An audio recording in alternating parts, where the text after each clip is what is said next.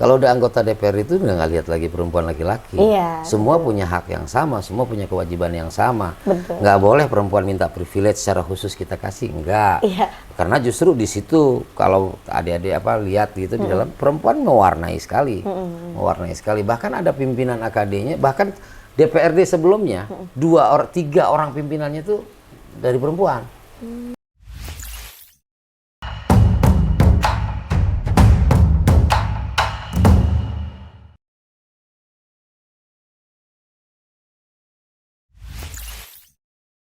Assalamualaikum warahmatullahi wabarakatuh. Halo Sobat Damar Banten TV, jumpa lagi bersama saya Mita Apriani di Bincang Ringan Padat Bermakna Podcast Suara Perempuan Banten. Nah, kali ini saya sudah bersama Bapak Andra Soni selaku Ketua DPRD Provinsi Banten. Sebelumnya juga saya mengucapkan selamat kepada Bapak atas dilantiknya sebagai Ketua DPD Praksi Gerindra Banten. Betul. Alhamdulillah. Gimana Bapak kabarnya hari ini? Alhamdulillah baik. Batuk-batuk dikit aja. Pasti jadwalnya padat merayap ya? Alhamdulillah masih bisa beraktivitas dan luar biasa padatnya. Yang penting masih sehat Pak ya? Insya Allah doakan. Ternyata Pak Andra Soni ini sudah berapa periode Pak di DPRD? Ini periode kedua. Periode kedua, selaku ketua juga. Kayaknya lebih intimate lagi Bapak kalau perkenalan secara pribadi ya? Iya boleh. Boleh, silakan Bapak. Ya, Assalamualaikum warahmatullahi wabarakatuh. Terima kasih dari Damar Banten ya. Memperkenalkan diri gitu ya? Iya boleh. Ya saya Andra Soni. Ya, hari ini saya dipercaya oleh konstituen saya sebagai anggota DPRD Provinsi Banten dari Dapil Kota Tangerang B. Dan ini periode kedua saya. Dan alhamdulillah juga Partai Gerindra sebagai partai tempat saya bernaung itu menjadi pemenang di Provinsi Banten, dan secara otomatis juga pemenang itu akan memimpin DPRD. Dan dari 16 anggota DPRD, alhamdulillah Pak Prabowo memilih saya, menunjuk saya untuk menjadi Ketua DPRD Provinsi Banten. Itu perkenalan singkat saya. Sebenarnya kan Pak Andra ini sudah terkenal ya. Jadi sebagai Ketua DPRD siapa kan yang kenal Bapak? Tapi nih Pak, saya kan sempat nyari referensi ya sebelumnya tentang Bapak. Ternyata Bapak itu bukan asli orang Banten ya? Bukan, saya bukan lahir di Banten. Oh iya, bukan lahir di Banten. Ya, tapi dimana, saya berKTP Banten. KTP-nya karena udah lama di Banten. Karena saya sejak umur 11 tahun sudah ada di Kota Tangerang. Ya. Tapi asalnya dari? Saya lahir di Sumatera Barat, besar saya keliling-keliling. Dan paling dominan adalah di Provinsi Banten, di Kota Tangerang lah pastinya. Tapi ada yang menarik nih Pak, saya baca tentang Bapak, perjuangan Bapak sampai di titik ini tuh ya. Ada satu hal yang sebenarnya saya ingin tanyakan, karena banyak tagline, banyak headline tuh anak petani jadi dewan. Nah itu, coba saya tuh pengen denger langsung dari Bapak gimana sih? Ya kalau cerita ini tujuannya memotivasi anak-anak muda dan lain-lain, saya berkenan ya. Tapi kalau cuma sekedar cerita-cerita aja ya udah terlalu banyak ya kita ngobrolnya. Harus memotivasi dong teman-teman Damar. Ya, tujuannya untuk memotivasi, betul. Memang saya berlatar belakang dari keluarga petani. Jadi ibu dan bapak saya itu adalah petani dan petani penggarap. Artinya bukan punya sawah, bukan punya ladang gitu. Nah, di usia saya lahir itu sampai saya umur 4 tahun, orang tua saya masih bertani. Ya. Dan seingatan saya gitu ya, saya suka ikut gitu ya kalau ke sawah gitu. Ya mungkin umur 4 tahun kita ada yang keingat ya, enggak, kalau saya sih main-main aja, lari-larian di sawah kayak gitu-gitu ya, nangkap belalang sebagainya. Namun 4 tahun setelah usia 5 tahun memang orang tua saya menguji nasibnya, ya, mengadu nasib itu menjadi imigran ilegal ya ke Malaysia. Dan saya adalah satu dari 6 anak yang dibawa. Jadi anaknya ibu saya 6, saya nomor 5. Jadi saya yang dibawa karena yang berangkat pertama itu bapak saya. Jadi adik saya yang masih digendong, masih bayi, masih kecil, itu dengan ibu, dengan kakak-kakak masih di kampung. Nah, bapak saya duluan. Nah, saya ikut dengan bapak saya itu di tahun 83. Udah 83. Usia saya saat itu mungkin sekitar 6 tahun. masih kecil banget ya sebenarnya. Ya, tapi saya ingat lah, saya ingat. Saya pikir anak-anak sekarang juga kejadian-kejadian di usia 4, Iya, 6 betul. tahun itu pasti udah keinget. Sudah ingat. Gitu. Jadi kenapa ini akhirnya bisa di politik sebagai sebenarnya mau nanyanya awal ketertarikan masuk ke politik Kalau itu. kecil tuh saya sebenarnya sudah tertarik dengan isu-isu ya, isu-isu yang berkembang di media massa dan sebagainya. Jadi waktu kecil itu, waktu saya di Malaysia sebagai anak imigran yang tidak berdokumen, artinya ilegal, ya, itu kita diperkenankan sekolah. Oh, boleh Tapi juga. sekolah SD yang dikelola oleh pihak perkebunan kelapa sawit di sana. Nah, karena sekolah bisa baca dong. Iya, Ya, betul. bisa baca. Kemudian tradisi saya pagi itu biasanya saat ibu saya sudah berangkat ikut ke sana juga ya. Ibu saya jualan kue. Oh, di sana jualan kue. Selesai jualan kue itu subuh itu sudah digelar tuh dagangan. Nah, selesai dagangan itu sekitar jam 6, ya setengah 6 lah, setengah Pagi 6 lah ya. pagi ya. Nah, tugas saya itu bawa kembali barangnya, dagangannya, sisa-sisa dagangan ke rumah. Nah, sebelum saya berangkat sekolah. Nah, sisa dagangan itu inisiatif aja saya sepanjang perjalanan pulang. Saya suka jajakan lagi, dagangin lagi gitu, sisa kan. Nah, biasanya saya dapat uang lebih itu saya ke ada warung lah ya, warung-warung buat sarapan ya, ada jual roti canai. Iya. Nah, saya favorit itu roti canai. Sambil makan roti canai itu ada koran namanya Berita Harian. Nah, Berita Harian itu kalau di kita mungkin Kompasnya lah Iya, gitu ya, betul. Berita Harian di Malaysia. Nah, itu selalu saya baca.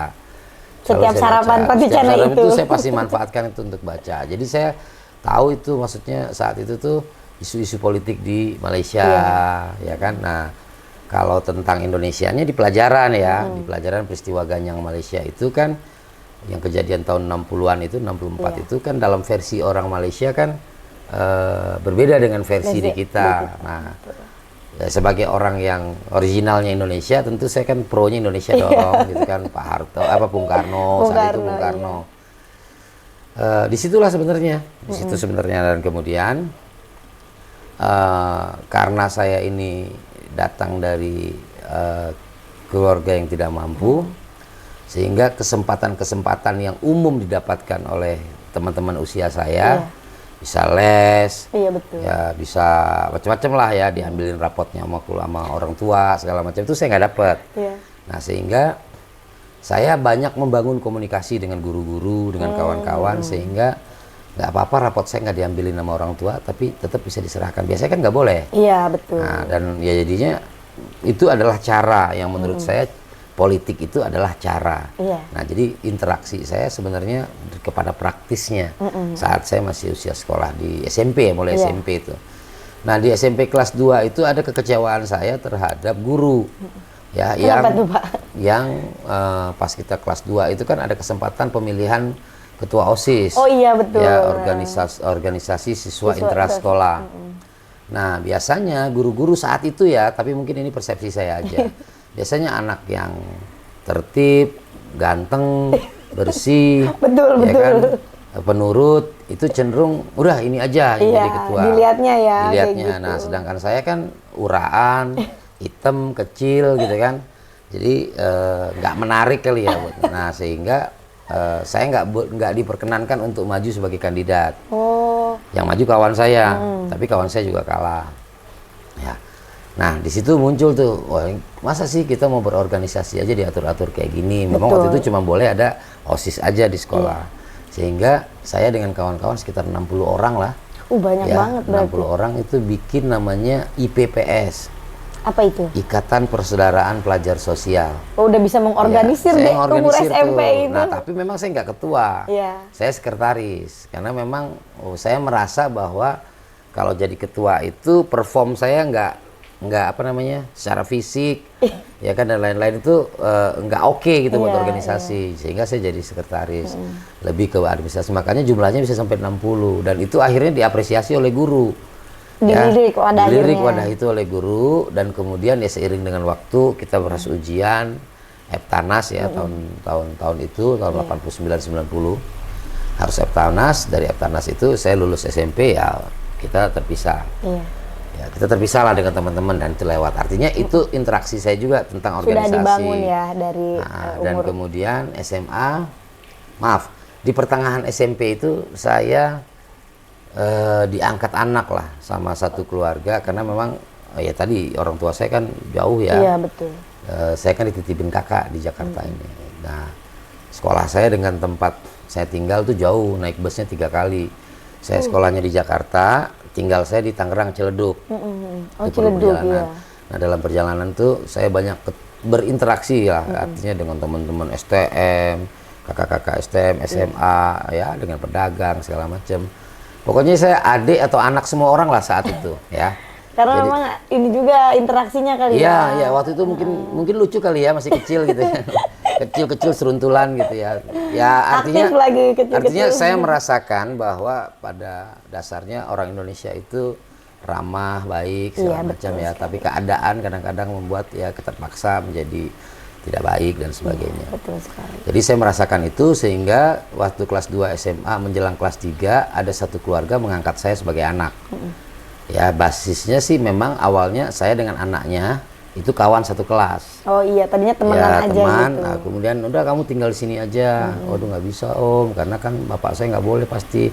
Udah nanti bapak kamu ke sini. Akhirnya bapak saya dari Malaysia datang dan diizinkan, dan sejak itu saya tinggal dengan keluarga itu. Di Tangerang. Nah enggak, Oh, di Jakarta. di Jakarta. Oh, Nah iya. keluarga itu ya basisnya juga ada keturunan politiknya. Oh iya. Ya, karena bapaknya bapak angkat saya itu adalah Menteri Dalam Negeri pertama Republik Indonesia, Wah, jadi Raden Arya Adipati Wiranata Kusuma. Ya, itu ya artinya bapaknya saya, bapak angkat saya itu putranya. Nah, kemudian kakak anaknya bapak angkat saya itu aktivis Amnesty International di tahun-tahun itu. Oh iya. Ya, yang banyak beraktivitas di Belanda.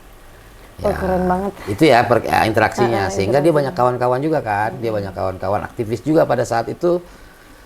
Ya banyak sekali aktivis-aktivis gitu, aktivis mahasiswa dan sebagainya. Nah di situ saya mulai dikenalkan buku, terus tahu cerita-cerita tentang malari, Oh iya. terus tentang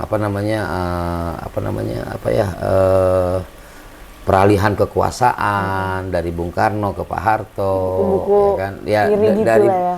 dari cerita-cerita Iya, itu, dan dari- kemudian banyak memang karena aktivis itu banyak ya ceritanya kan kiri ya, Iya, lebih banyak betul. kiri ya. Nah, terus saya ini kan juga orang yang ini ya, apa artinya senang aja berdiskusi. Nah, kelas 2 SMP itu ya, berlanjut sampai saya jadi anak angkat itu sampai saya dipindahkan sekolahnya ke Jogja. Oh, jauh sekali. Nah, di Jogja itulah saya berinteraksi dengan ya ada beberapa aktivis yang sekarang punya nama besar lah. Iya. Tapi bukan saya dalam konteks saya beraktivisnya, tidak. Kebetulan tempat tinggal saya, kos-kosan saya itu ya Satu circle lah ya tempatnya. tempat-tempat mereka satu kasur kali kita ya. Nah, dari situ saya bisa ngelihat gitu. Oh, dan saya tidak tertarik justru.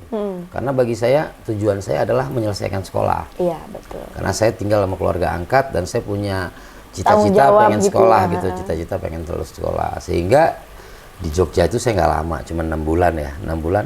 Ada beberapa nama lah, saya nggak etis kalau saya sebut di Iya. sini ya, tapi nama yang memang pada saat itu sangat sangat terkenal sebagai aktivis yang Lumayan vokal gitu ya vokal pada dan saat itu. salah satu yang ikut terlibat juga dalam proses suksesi kepemimpinan Orde Baru. Oh, Ya, suksesi ya, artinya pergantian iya, pimpinan baru pergantian. itu. Tapi ya itu sebuah pengalaman perjalanan iya aja. betul itu. Nah, SMA kelas 3, bapak angkat saya meninggal lah, kurang lebih begitu, bapak angkat saya meninggal, sehingga harapan saya untuk melanjutkan sekolah itu setengah pupus. Agak pudar gitu lah. Ya, karena memang ya hanya beliau yang membiayai sekolah saya saat itu. Lalu lulus SMA, saya niatkan diri saya untuk melanjutkan kehidupan saya. Saya pamit dengan keluarga di Bandung, waktu itu saya pindah di Bandung.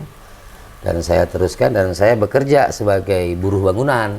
Oh, sempat Tahun jadi buruh bangunan 96 juga. ya, buruh bangunan ya, buruh bangunan. Ya dulu di proyek di daerah Pecenongan ya, daerah Pecenongan Jakarta Pusat dekat Pasar Baru sana. Nah, saya sempat juga jadi buruh bangunan selama 6 bulan, tapi di masa jadi buruh bangunan itulah saya mendaftarkan diri kuliah. Saya mendaftarkan diri kuliah mandiri ya, saya kuliah sendiri dengan penghasilan saya itu dulu 10.000 per hari. Harian modelnya. Pokoknya seminggu tuh saya dapat uang sekitar 70.000. Ya, 70.000 satu minggu, yang itu bisa saya sisihkan untuk saya bisa bayar kuliah. Kuliah saya di kampus biasa, bukan kampus besar. Saya ngambil di Sekolah Tinggi Ilmu Ekonomi Bakti Pembangunan, dan itu yang saya ambil adalah program D3, Diploma 3. Lalu 97 itu mau krismon kan, krisis moneter, banyak proyek-proyek yang mangkrak, dan salah satunya adalah tempat saya bekerja, sehingga saya di PHK. Saya di PHK dalam posisi saya sedang kuliah, ya kan. Tapi alhamdulillah biasanya di setiap kejadian-kejadian besar selalu ada juga yang muncul hal baru. Betul. Sehingga waktu itu ekspedisi itu naik daun karena krisis moneter itu naik daun persis lah kayak kemarin tuh kalau pas di COVID kemarin ya kan, ekspedisi kan naik. Nah, saya diterima bekerja sebagai kurir atau messenger atau tukang antar surat Sempet di jadi tahun kurir 98 juga. ya, di tahun 98. Nah, saya sempat jadi kurir itu selama 2 tahun dan sambil kuliah, sehingga kuliah saya ada cuti, masuk lagi. Tahun 2001 selesai kuliah saya diploma 3. Tahun 2001. Tapi karir saya berlanjut di perusahaan ekspedisi ini. Mulai dari messenger, tukang antar surat, saya beranikan diri jadi sales. Kemudian dari sales saya dianggap punya kemampuan, saya diangkat jadi kepala cabang. Dari kepala cabang saya dianggap lagi punya kemampuan, saya diangkat sebagai marketing manager. Nah, setelah marketing manager udah mentok, udah nggak ada lagi ininya posisinya karena di bawah bos langsung, di bawah yang punya perusahaan. Sehingga tahun 2023 saya itu memutuskan untuk menikah. Saya menikah 2023 dengan kawan SD saya. Teman SD saya yang sekarang mendampingi hidup saya lah ya, dengan 3 orang anak. Ini ada fotonya. Kawan lama ya? Ya, sama-sama satu SD dulu, dan waktu SD itu yang sering jajanin saya lah. Jadi terekam gitu. Dan memang ya itu pilihan saya. Nah, setelah berkeluarga tentu saya punya target-target ya. Betul. Saya punya target-target. Saya akhirnya memberanikan diri untuk keluar dari perusahaan, dari zona nyaman itu.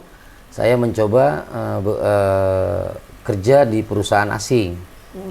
Namun apa yang saya bayangkan nggak sesuai dengan itu ya, kenyataan. Hingga saya sempat jatuh itu.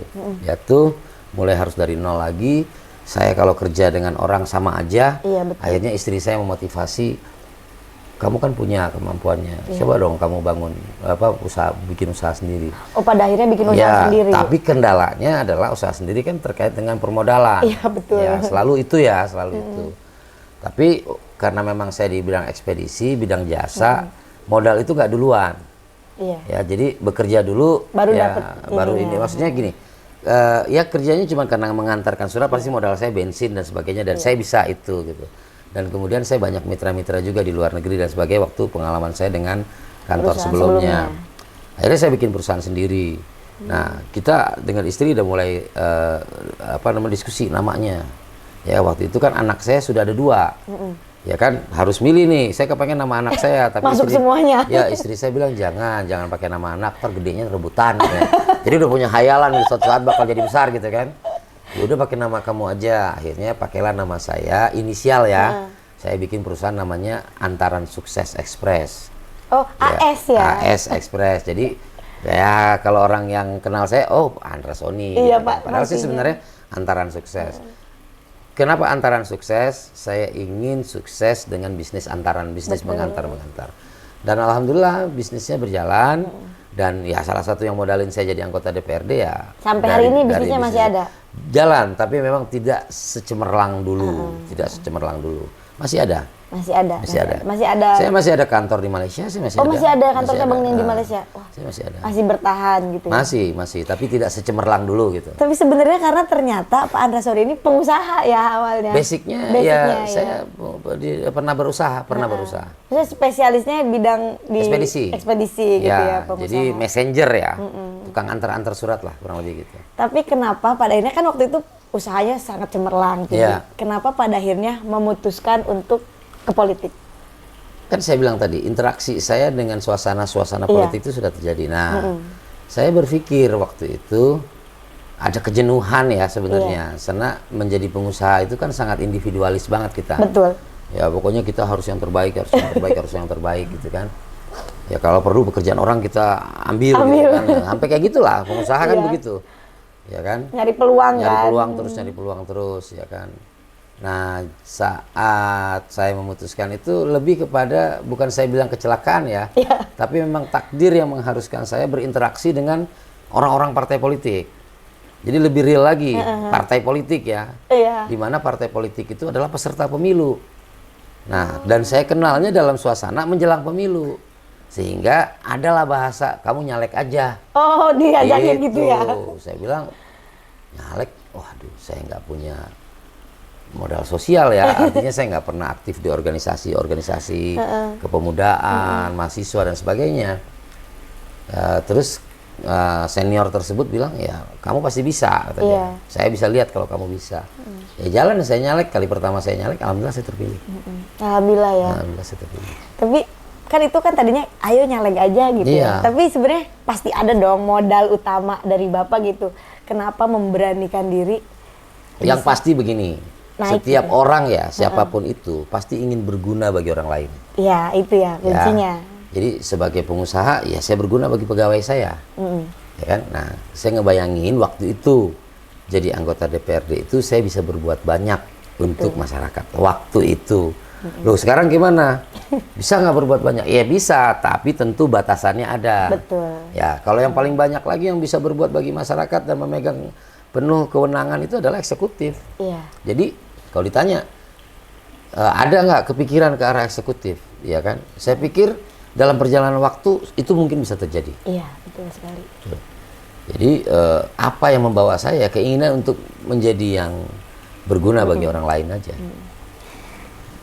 Banyak. Bingung ya mau nanya ya? Sebenarnya nggak bingung, tapi saya tuh kagum loh Pak dari perjalanan kehidupan, prosesnya yang panjang, yang terjal, serta interaksi dengan tadi kan jadi kenek, dari kurir, akhirnya jadi pengusaha. Sebenarnya kan nggak ada yang nggak mungkin ya. Sebenarnya nggak ada yang nggak mungkin.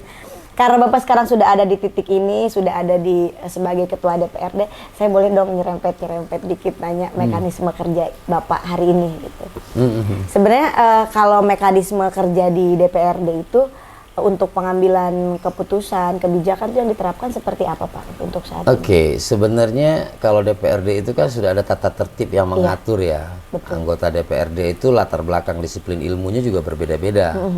Ya, latar belakang disiplin ilmu karena mensyaratkan minimal SMA untuk bisa menjadi anggota DPRD dan kemudian anggota partai politik itu yang pasti. Iya, anggota partai. Artinya secara persyaratan administratif itu. Dan kemudian setelah menjadi anggota DPRD, DPRD itu terbagi menjadi fraksi dan alat kelengkapan DPRD. Nah, fraksi itu adalah perwakilan partai di DPRD, di lembaga DPRD-nya. Nah, fraksi ini akan mendistribusikan anggotanya ke semua AKD. AKD itu apa? Alat kelengkapan DPRD. Jadi kalau nggak ada ke AKD, ya DPRD nggak bisa jalan. Pertama, AKD itu adalah pimpinan. Ketua DPRD merupakan alat kelengkapan DPRD. Dialah yang mengatur lalu lintas, ya lalu lintas administrasi dan sebagainya. Lalu ketua DPRD itu ada lagi pimpinan namanya, wakil ketua ada 4 ya sesuai dengan aturan. Untuk anggota dewan yang jumlahnya sebanyak kita, itu pimpinannya ada 5, 1 ketua 4 wakil. Nah ketua itu dipilih dari partai yang memenangi yang kursi terbanyak, dan begitu sampai ke 4. Lalu ada namanya alat kelengkapan DPRD dalam rangka menjalankan fungsi legislasi, yaitu disebutnya Bapemperda, Badan Pembentukan Peraturan Daerah. Nah kemudian ada lagi alat kelengkapan DPRD dalam rangka menjalankan fungsi budgeting, itu ada namanya Badan Anggaran, ya Badan Anggaran atau dulu disebutnya Panitia Anggaran. Panitia Anggaran. Ya. Nah kemudian ada lagi fungsi pengawasan. Fungsi pengawasan ini adalah bagaimana mengawasi peraturan daerah yang dikeluarkan oleh gubernur yang dibuat bersama-sama dengan DPRD. Peraturan daerah dalam rangka pelaksanaan pelayanan masyarakat dan peraturan daerah yang mengatur banyak hal yang itu kemudian perlu diawasi pelaksanaannya. Maka ada AKD namanya alat kelengkapan DPRD yang disebut komisi. Oh iya, Komisi 1 sampai dengan Komisi 5. Nah, di komisi itu dibagilah mitra-mitranya. Siapa mitranya Komisi 1, siapa mitranya Komisi 2. Nah, pimpinan yang 5 ini menjadi koordinator dari 5 komisi ini. Di setiap komisi itu akan punya ketua, wakil ketua, dan sekretaris.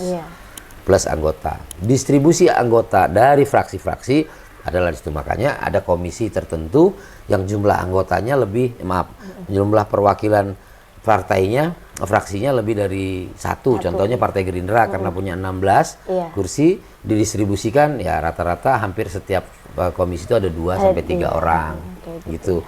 Lalu pengambilan keputusan karena sifatnya kolektif kolegial, maka kita ada lagi yang namanya badan musyawarah. Badan musyawarah ini adalah paripurna kecilnya DPR. Yang isinya adalah perwakilan fraksi-fraksi juga, dan badan musyawarah ini dipimpin oleh ketua DPRD. Ketua DPRD sebagai ex officio-nya. Jadi bukan dari anggota, dari ex officio-nya.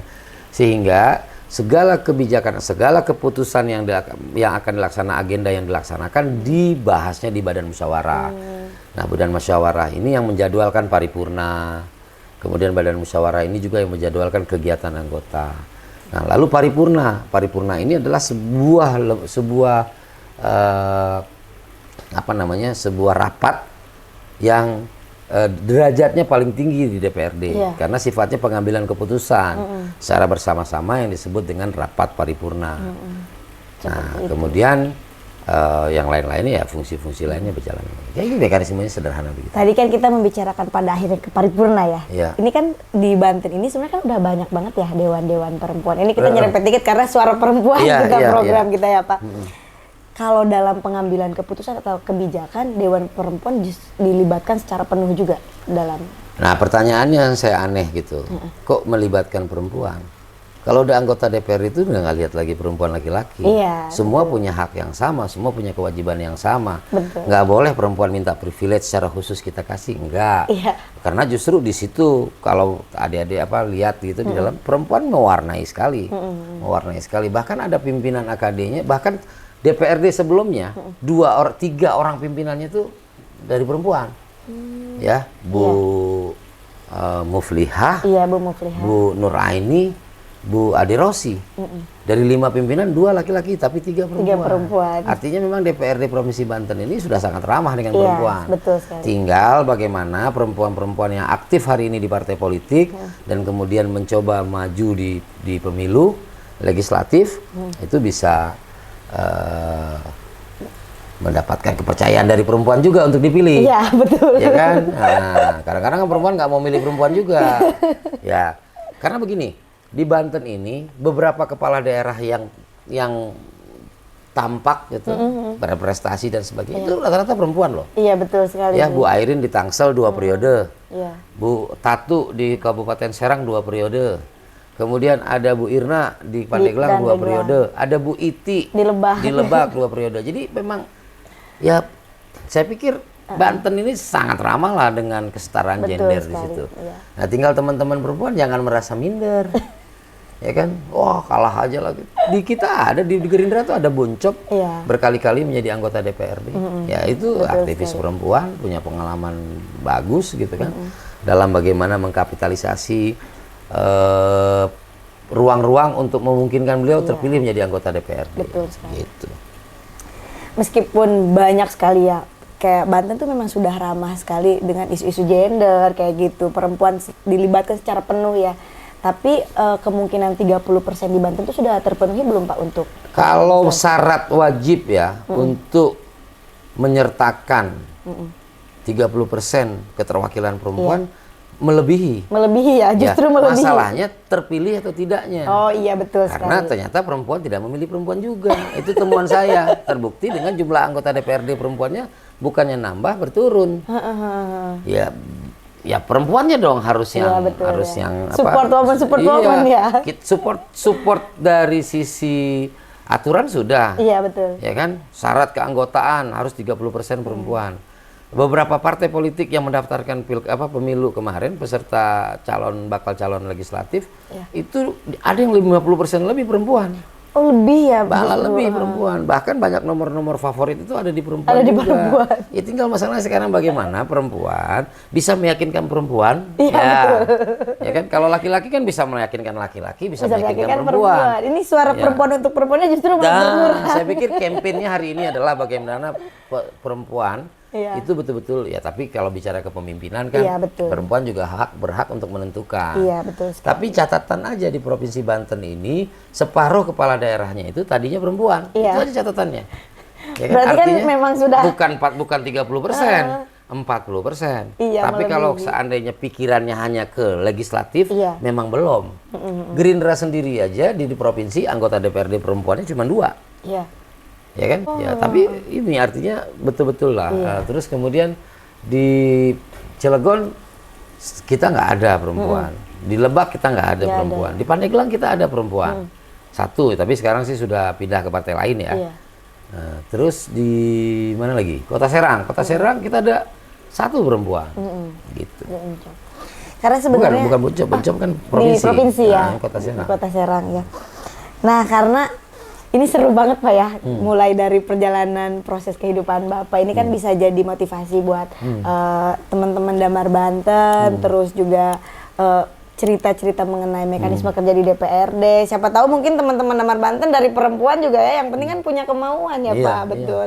Yang penting punya kemauan. Ini tapi sebelumnya kita harus minta dulu nih closing statement dari Bapak untuk anak-anak muda di luar sana yang saat ini nanti pas dinonton ini nih gitu loh.